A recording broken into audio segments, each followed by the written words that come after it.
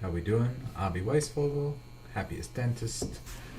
Just got off the phone with a dentist who typically struggling, overhead issues, struggling to make payroll, struggling with just the everyday, the day to day. How am I going to pay for this? How am I going to pay for that? It just so reminds me of the times where this was my life. The thoughts of I have to at least get enough money in to make payroll so that way at least I could pay my employees. Wasn't even a thought of paying me, but hey, at least I could pay my employees. At least I could keep this company going. And then I talked to my people that I'm working with in the world of sleep apnea, and it's like a whole different tune. It's a giddiness to them, it's a happiness. And so the question that I would have is, if you're not treating sleep apnea, why?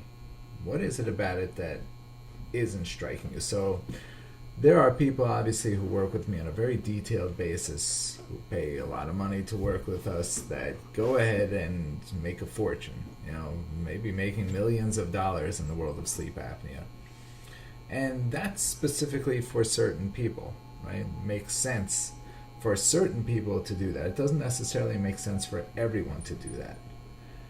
But everyone has 4 to 10% of the population, they say, with undiagnosed sleep apnea. So chances are 4 to 10% of your patients have undiagnosed sleep apnea. They probably will slip right through the cracks. It's one of the neat things about the business and the way that clients who work with me do it is we're working on patients who otherwise never would have been diagnosed.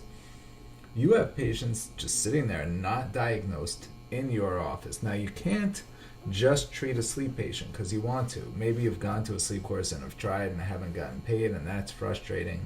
But there's a reason behind it all. There's a process in place. And you have to follow this process in order for this to be something that works for you. The process goes as follows. You need a physician to see your patient, evaluate your patient, and order a home sleep test. Then you need a company that works with that patient's insurance to do the home sleep test. Then you need a board-certified sleep physician who's licensed to practice in your state to be the guy who's going to interpret your studies, and let's call it in an oral appliance-friendly fashion.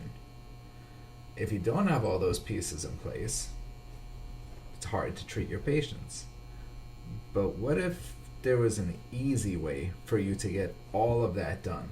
What if a patient could come into your office, see a doctor via telemedicine, have another relationship with somebody else who's going to put a home sleep test in your office, and then have an oral appliance friendly sleep physician read your study?